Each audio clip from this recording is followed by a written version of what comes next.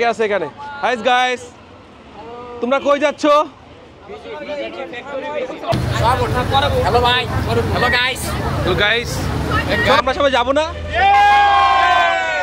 আজকে আমরা যাচ্ছি সোনারগাঁ ইউনিভার্সিটি থেকে ফিল্ড ভিজিটে, যেটাকে আমরা অফিসিয়াল ভাষায় ইন্ডাস্ট্রিয়াল ভিজিট বলি।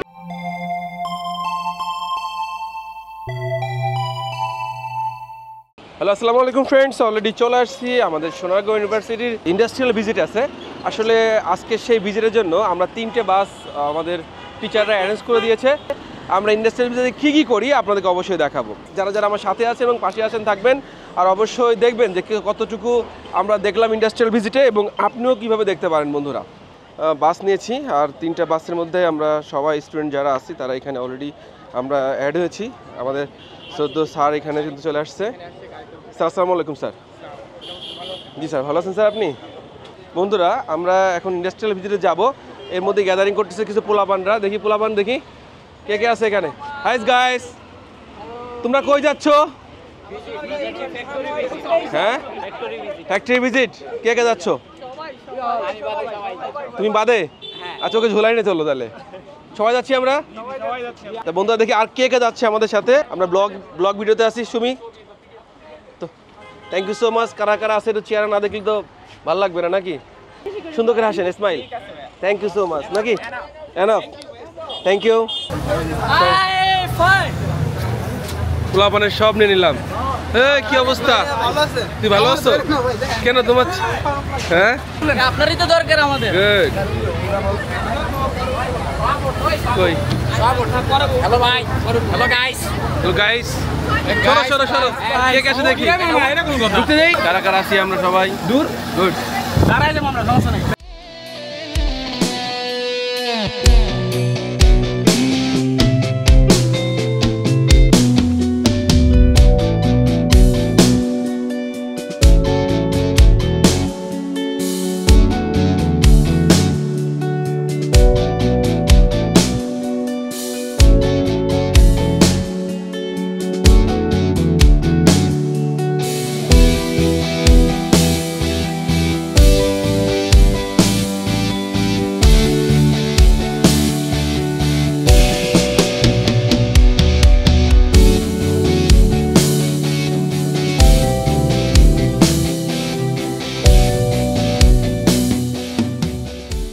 সবাইকে ধন্যবাদ, সবাইকে শুভকামনা। আজকে আমরা যাচ্ছি সোনারগাঁ ইউনিভার্সিটি থেকে ফিল্ড ভিজিটে, যেটাকে আমরা অফিসিয়াল ভাষায় ইন্ডাস্ট্রিয়াল ভিজিট বলি। আমাদের একটা কোর্সই আছে।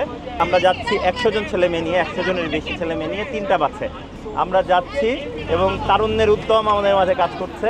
আর ফিল্ড ভিজিটে আমরা যেগুলো দেখবো, মূলত আমরা যেগুলো পড়াই, যে স্কিলগুলো পড়াই, যে কীভাবে অ্যাপারেল প্রোডাকশন প্ল্যানিং হবে, অ্যাপারেল প্রোডাকশন ডিটেলস পড়াই, সেই ব্যাপারগুলো আমরা আসলে এদেরকে হাতে কলমে দেখাতে চাই। আমরা ইউনিভার্সিটির যারা পোলাপান আছি, আমরা স্যারের স্টলে স্যার যখন থাকবে তখন আমরা যাব। ঠিক আছে? ভেঙে পড়বা? হ্যাঁ, আমরা ভেঙে পড়বো, সবাই মিলে আমরা যাব। আচ্ছা, স্যারের বই বেরোবে, আমরা সবাই যাব না? স্যার আমার মনে হয় প্রত্যেকটা স্টুডেন্টের পছন্দের একটা স্যার তিনি। আর তার বই নিয়ে আমার গতবার অনেক এক্সাইটমেন্ট ছিল, সেম অ্যাজ এবার যেহেতু বের হইতেছে। তো স্যারকে শুভকামনা, আর অবশ্যই আমরা যাব। এক্সপেক্ট করবো বাদবাকি যে স্টুডেন্টরা আছে সবাই যেন স্যারের বই মেলাতে যায়, ইভেন তার বইটা একবার নিয়ে আসে। দেখা যাবে মেলায়। ইন্ডাস্ট্রিয়াল ভিজিটে আমার এই ফার্স্টে যাওয়া, তো অনুভূতিটা একটু অন্যরকম। হ্যাঁ, খুবই এক্সাইটেড। আসসালামু আলাইকুম, আমি আমার সুমি আক্তার। আমার এক্সাইটমেন্ট বলতে, আমি আশা করছিলাম আমাদের ডিপার্টমেন্টের সবার সাথে যাবো, এটা আমাদের প্রথম শিক্ষা সফর বা পিকনিক যাই বলেন, এরকম কিছু হবে। কিন্তু যেহেতু সবাই আসেনি, আমি সবাইকে অনেক মিস করতেছি। আমি হচ্ছে এএমটি ডিপার্টমেন্ট, যেহেতু আমাদের ফার্স্ট ইন্ডাস্ট্রিয়াল ভিজিট, সো আমাদের এখান থেকে অনেক কিছু শেখার আছে। দেখা যাক আমরা কতটুকু কি করতে পারি।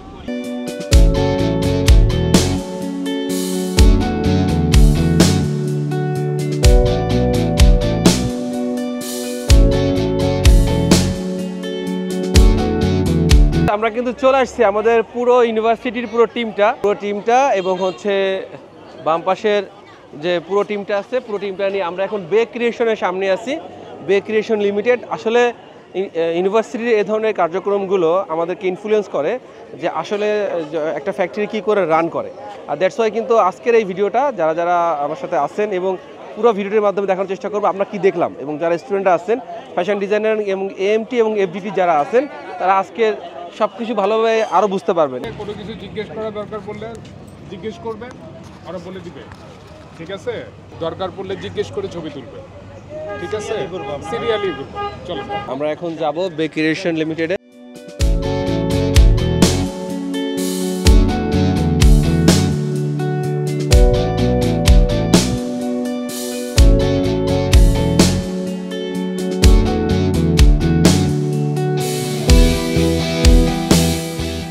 মানে একটা গার্মেন্টসের ফার্স্ট কাজটা আপনার এখান থেকে শুরু হয়? ফার্স্ট কাজটা এখান থেকে শুরু হয়। সেক্ষেত্রে সেটা এখান থেকে আগে আমরা একটা প্রি কস্টিং করি প্রাইমারি পর্যায়ে করে, এটা কতটুকু ফেব্রিক লাগতে পারে, এত পিস কোয়ান্টিটিতে আর কী পরিমাণ ওয়েস্টেজ হতে পারে কনফার্ম করার পরে আমাদের নেক্সট প্রসিডিউর হলো স্যাম্পলিং। সেই স্যাম্পলের ক্ষেত্রে কয়েকটা পার্ট হয়, যেমন আগে তারা ফিটিং দেখবে, তারপর তার বিভিন্ন ডিজাইন থাকে, প্রিন্ট থাকতে পারে, এমব্রয়ডারি থাকতে পারে, বিভিন্ন রকমের এমব্রয়ডারি আছে, সিকোয়েন্সের কাজ থাকতে পারে, সেগুলো সব কিছু করে আমরা স্যাম্পল সাবমিট করি। সেটি হলো এইটাকে বলা হয় ক্যাড মেশিন। এইখান থেকে যেভাবে প্রিন্ট হবে ঠিক যে আমাদের কাটিং ডিপার্টমেন্ট আছে সেখানে পেপারটা নিয়ে তার ওই মাপে আগে কাপড়ের লে বলা হয়, ওটাকে কাপড়ের টুকরো টুকরো করে লে দিবে, দেওয়ার পরে সেখানে তার উপরে পেপারটা রেখে ওটার মধ্যে মেশিন দিয়ে কাটবে। এইটা হলো ক্যাডের কাজ, যার একটা ক্যাড যা কিছু আছে ক্যাড রিলেটেড যা কিছু প্রি কস্টিং টেস্টিং থেকে শুরু করে একদম গার্মেন্টস রিলেটেড ফিটিং যা ব্যাপার আছে সবগুলোই ক্যাড থেকে। আমি মেজারমেন্ট এখানে আমার যতই ছোটো দেখাক না কেন আমি এখানে যতটুকু মেজারমেন্ট দিব ও ঠিক ততটুকু মেজারমেন্টই প্রিন্ট দিবে, এই জন্য এখানে স্কেল গেরিংটা দিয়ে দিতে হয়। এবং আমি অল সিলেক্টেড পিস দিছি অথবা কারেন্ট পিস দিতে পারি, এটা জাস্ট আমি যে পিসগুলো নেবো যদি আমি এখানে দিয়ে দেয় এখানে উকে দিলে অটোমেটিকলি বডি বেড়ে গেছে। আপনি যেখানে কাটিং পাবেন, এখানে আপনার ফিনিশিং পাবেন, এখানে সুইং পাবেন, আয়রন পাবেন, সব কিছু এখানে পাবেন। কাটিংয়ের পরে প্রিন্ট সেটা যাবো আমরা আগে স্যাম্পল থেকে শুরু করি। এই যেভাবে প্রিন্ট হতে পারে যতবার যেটা প্রিন্ট থাকবে না সেটা এখানে এই যে স্যাম্পল মাল আছে বিভিন্ন মেশিন আছে এগুলো, তারপর এখানে সুইং হবে, রিজেক্ট আবার নতুন করে করতে হবে। যে জায়গাটায় যে সেম প্রবলেম নতুন করে ফেব্রিক আসবে, প্রিন্ট সমস্যা প্রিন্ট রেক্টিভ হয়ে আসবে, সুইংয়ের মেজারমেন্টের সমস্যা নতুন করে ওটা ঠিক হয়ে আসবে, তারপর দেন আবার সামনে আগাতে হবে। টিন্স বলা হয় ওটাকে, অ্যাক্সেসরির যে ব্যাপারগুলো আছে সেই ব্যাপারগুলো সব কিছু এখানে থাকে। আপনার সেটা সুইংয়ের ক্ষেত্রে হোক, কাটিংয়ের ক্ষেত্রে হোক, স্যাম্পলের ক্ষেত্রে হোক, এখানে তারা রিকোয়েশন দিয়ে এখান থেকে হ্যাঁ এখান থেকে সব কিছু নিয়ে নেবে। শুধু মিলিয়ন আসবে মানে মিক্সার হয়ে যাচ্ছে দুটো, তখনই এইটার সাথে এটার সাথে এইটা ঢুকবে পার্সেন্টেজ অনুযায়ী, সেখানে সেটা ভিসকস ঢুকবে। আর আপনি যেটা বলছেন সেটা হলো ল্যাকড়া, যেটা স্টিচেবল টানলে যেটা পারে ওটাকে বলা হয় ল্যাকড়া। এই সুতোটার সাথে ল্যাকড়া ইউজ করা হবে, আবার এই ভিসকসের সাথে কিন্তু ল্যাকড়া হতে পারে মিলিয়নসের সাথে। তখন সেখানে এই যে এখানে যদি আপনি 60% দেওয়া হয় ওখানে 35% দেয়, বাকি 5% ল্যাকড়া দেওয়া হয়। এই যে কালারটা আছে এভাবেই দেখাবে ফেব্রিকটা। এটাকে ড্রাইংয়ে গিয়ে আগে এটাকে ওয়াশ করা হয়, ওয়াশ করার পরে এখানে ল্যাব অনুযায়ী ওরা যে কালারগুলো যেভাবে মিক্সার করছে অনুযায়ী দিয়ে তারপর ওরা ডাইং করে ফেব্রিকটা এভাবে কালার দেয়, হোয়াইট হলে হোয়াইট, ব্ল্যাক হলে ব্ল্যাক, আদার্স যে কোনো কালার এভাবে করে দেবে। চোখে দেখা যায় না, ধরা যায় না, এটাকে বলে ইঞ্জিনিয়ারিং স্টেপ, যেটা কাস্টমাইজ করে সেট করে দেওয়া হয়। আর যেটা ফিডের স্টেপ অনেক বড় বড় সেটা হাত দিয়ে টানে বা যে কোনো অন্যভাবে ম্যানেজ করে নেওয়া যায়। এটা হলো ওপি, এইটি হলো কাটিং ডিপার্টমেন্ট। এই যে একটা কাপড়ের এখান থেকে ডায়া কত আছে, তারা কত পাইছে এটা, সেখান থেকে আমাকে দেওয়ার পরে ওর যে কাটিং অ্যালাউন্সের কথা বলছিলাম সেই কাটিং অ্যালাউন্সটা রাখে বাকির উপরে আমরা যে ডায়া দেবো সেটা দিয়ে ওরা কাটিং করবে। আর এটা হলো ওদের এখানে এই যে কার্পেনাল চেক মেশিন, এখান থেকে যখন ফেব্রিকটা চলে যায় লাইটে দেখা যায় যখন কোনো হোল আছে কিনা, কোনো ফল্ট আছে কিনা। হ্যাঁ, এটা হলো প্রিন্টের মেশিন।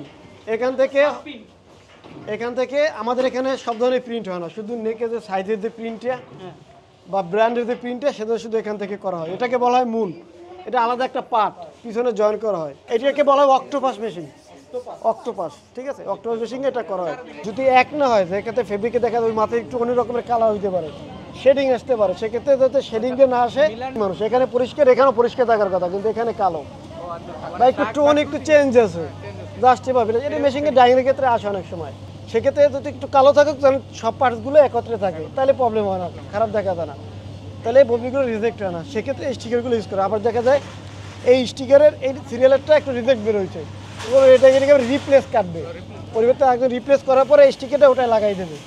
ওইখান থেকে সব কমপ্লিট হয়ে যাওয়ার পরে এই আউটপুট টেবিলে আসবে, এটাকে বলা হয় প্রাইমারি চেক, মানে একটা গার্মেন্টসের প্রাথমিক অবস্থায় কি আছে সেটা এখান থেকে করে দিবে। বিশেষ করে সুইংয়ের কোনো ফল্ট, এটা হলো প্রাইমারি চেক। এই প্রাইমারি চেকের পরে এই গুসটা যাবে ফাইনাল চেকের জন্য ফিনিশিংয়ে। এই নিডেলটা হলো এখান থেকে সরবরাহ করা হয় এবং এখানে কোনো প্রকার ভাঙ্গা বোরকো নিডেল থাকতে হবে না। একটা অংশ যদি 5 ভাগও ভেঙে যায়, ভাঙা অংশটা একে বুঝিয়ে দিয়ে তারপর আরেক পিস নিতে হবে। কারণ মেটাল আমাদের জন্য মেটাল ইনসেক্ট এগুলো খুব মারাত্মক সমস্যা, ঠিক আছে? সেফটি ইস্যু আছে, একটা বাচ্চাদের একটা মালে এটাকে চিলড্রেনের সেফটি ইস্যু আছে, পল এক জায়গায় ঢুকে গেল খুব সমস্যা। এটা হলে গিয়ে স্ন্যাপ বাটন মেশিন, এখানে স্ন্যাপ বাটন লাগায় বাচ্চাদের যে স্ন্যাপ বাটন, আমরা বাংলা বলতে টিপ বুতম, ওই সেটাই হলো স্ন্যাপ বাটন। এগুলোই স্ন্যাপ বাটনের একটা অংশ। কিন্তু মেশিনের নিচে একটা মূল থাকে, এটাকে বলা হয় মূল। এই মূলটা আলাদা হয়, ওটা মূলটা আলাদা, আর সব কিছু সেম জিনিস। এগুলো তারপর যাবে না সরাসরি আয়রনে, এটাকে আয়রন বলেন বা প্রেসিং বলেন, যা কিছু বলেন, স্ট্রিম বলেন, সব এখান থেকে করার পরে এটা হলো ফাইনাল চেক, ঠিক আছে? এখানে গার্মেন্টস প্যাক করার আগে যা কিছু দেখার সব কিছু এখান থেকে দেখবে। এর একটা অংশ আছে মেজারমেন্ট দেখতে পারে, স্পট তুলতে পারে, যদি কোনো স্পট খুঁজে পায় সেটা ওই যে ওখানে স্পট লিফটের মেশিন আছে, ওখান থেকে স্পট তুলে দেবে। কমপ্লিট করার পরে এই যে এখানে হলো হ্যান্ডটেক লাগানো হয়, ঠিক আছে? ওরা যা কিছু হ্যান্ডটেক এবং ফোল্ড করার জন্য, যেমন এই যে একটা আছে, এইটাকে বউ বানাই দিতে হবে। এই যেখানে ফোল্ডিং, হ্যাঁ এখানে ফোল্ড, এটাকে ফোল্ড করা হয়। সেটা যে ধরনের ফোল্ড চাবে কাস্টমার সেই ধরনের ফোল্ড এখান থেকে করে দিবে। যদি কাস্টমার চায় আমাকে একই কালারে 5 সাইজ একত্রে দিবেন এক পলিতে, তো small medium large double size একত্রে দেয়, এটা বলা হয় অ্যাসোটেড সাইজ সলিড কালার। এই হলো প্যাকিং, ফাইনাল প্যাকিং। এখান থেকে তারা কার্টুন করবে যাতে সেটি কোনো ময়েশ্চার টয়েশ্চার না আসে, কোনো প্রবলেম না আসে, সেভাবে তারা এইভাবে করে এই কার্টুনটা করার পরে ইন্সপেকশনের জন্য রেডি হয়ে যায়। আমি যতটুকু জানি যে এটা আপনার নিডেল চেক করে যদি কোনো ফেব্রিক যদি এটার সাথে যদি নিডেল ডিটেক্টর বা মেটাল ডিটেক্টর দেয় তাহলে এটা ডিটেক্ট করতে পারবে না। ডিরেক্টর থাকলে আর ময়েশ্চারটা এখান থেকে চেক দিয়ে দেবে। একদম মার্চেন্ডাইজের টোটালি কাজ হলো সব কিছু ম্যানেজ করে দেওয়া, তার ডেস্ক জব ক্লিয়ার দেওয়ার পরে সব কিছু যখন অ্যাপ্রুভাল পাবে তখন সে কাটিং পারমিশনটা দিয়ে দেবে। কাটিং করানোর পরে কাস্টমারের রিকোয়ারমেন্ট অনুযায়ী মালটা শিপ করে দেয়। এই জন্য একদম মার্চেন্ট ডিপার্টমেন্টের টোটালি কাজ, সহজ কথা। আমার যেটা চাচ্ছে সেইটা মার্চেন্ট ডিপার্টমেন্টের থেকে কেউ ভালো জানে না, ক্লিয়ার? কারণ তার সাথে কন্টিনিউ যোগাযোগ হচ্ছে, একটু কম বেশি আসে, সেটা অ্যাকসেপ্ট করলো কি করলো না একমাত্র মার্চেন্টই বলতে পারবে।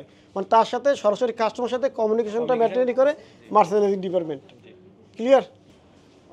এই যে কাস্টমার আমাদের, এই কাস্টমার যে গুডসগুলো আমাদের হইলো, তারা এখান থেকে সেটা ইন্সপেকশন করে ফিল আপ হয়েছে কিনা, তাদের রিকোয়ারমেন্ট আছে কিনা, তারা সব কিছু কনফার্ম করে এখান থেকে যখন কনফার্ম করে দিবে তখন গুডসটা শিপ করার জন্য তারা পারমিশন দিয়ে দেবে।